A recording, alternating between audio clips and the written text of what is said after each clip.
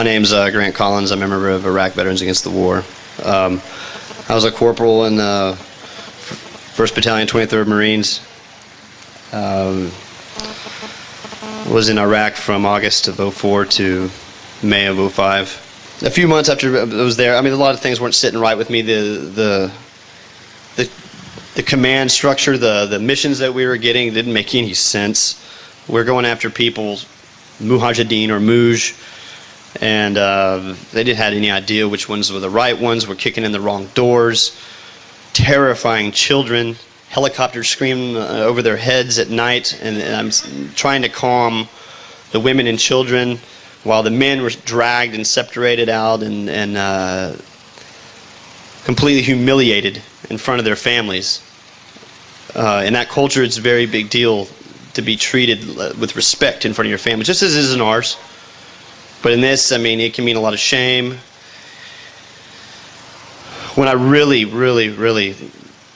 came to the point where I knew that what we were doing was absolutely morally wrong was when, well, a few days, everybody knows, a few days after Bush was reelected, we are allegedly reelected.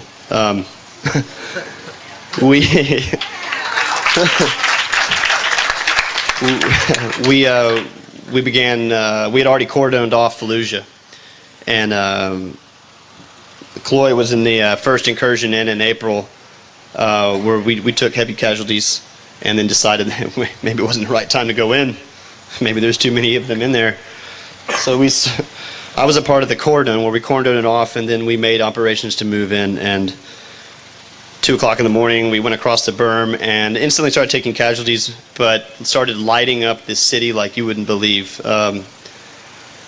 Artillery strikes going in, and planes flying in and dropping 500-pound J-down bombs into obviously civilian areas. I mean, my platoon was tasked with moving down a certain sector from the north side of the city, and of course we had to take every building block that we went through, and we had already come up to like a four-story like apartment building, and we had encountered heavy resistance from there, and there was no way that we were going to be able to clear it with using people, so we called an airstrike on it, well, a helicopter strike with it, and after a couple of them, the building just completely collapsed in. And I was thinking at the time, man, how many civilians could have been inside there? I mean, just like any kind of conflict, there's people that are hiding inside of places that are unable to come out of these buildings out of fear that they're going to be killed by the enemy or our enemy for leaving, or out of fear that they're going to get shot in the streets, because when they do, they come out and they do get shot in the streets trying to get away. We moved down another block and we came up to a smaller building, and my squad was tasked with taking this building, and the doorway, there was fire coming out of the doorway, machine gun fire, and from the windows. So I had an attachment of SMAs, which are rockets, like a two-man team of rockets, and you can use these rockets to blow holes, make another doorway, if you will, in the side of a building. So I gave the order for them to use the missiles on the building. So we hit it, and then we stormed into the building, and there was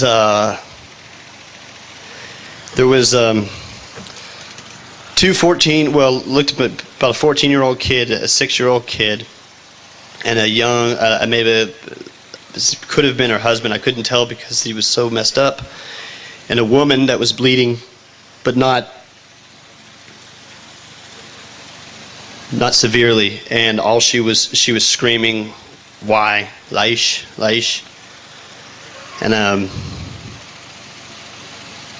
I broke down. I leaned up against the wall, and as my rest of my Marines cleared through the building, and I sat there with the corpsman trying to do something about it. But I started to cry. I wanted to rip my hair out, what hair I did have, and go nuts. And the woman, seeing my reaction, came up to me and put her hand on my cheek and said, Inshallah, which is God's will. Because these people over there, it doesn't matter what bad things happen to them, that they can accept it right away as God's will because they're deeply religious. But no, it wasn't God's will.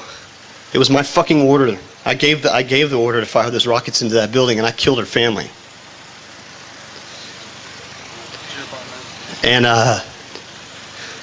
that's when I knew that I was put in a situation where I had to do that. I thought I had to do that to keep myself and my Marines alive, thinking that, well, man, that was the best thing I could do at the time. Well, I have to live with that decision. From then on, of course, we had the rest of that battle to go through, and I saw more casualties, more civilians being killed. Well, I don't know. I've been here a couple times. I've had to go back. I went back to Grand Rapids, Michigan, to start school.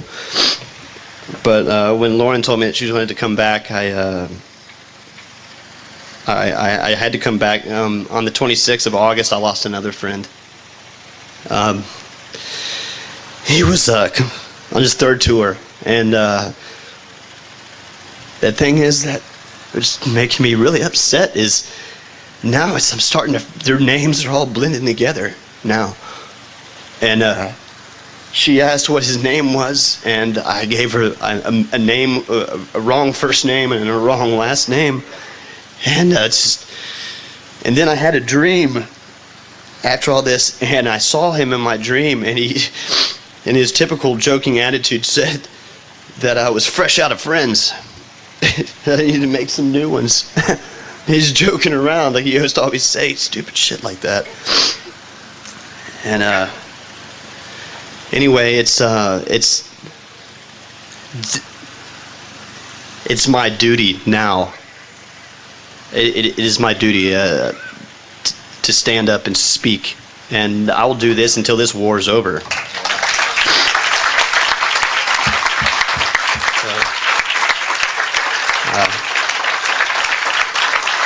That's all I have.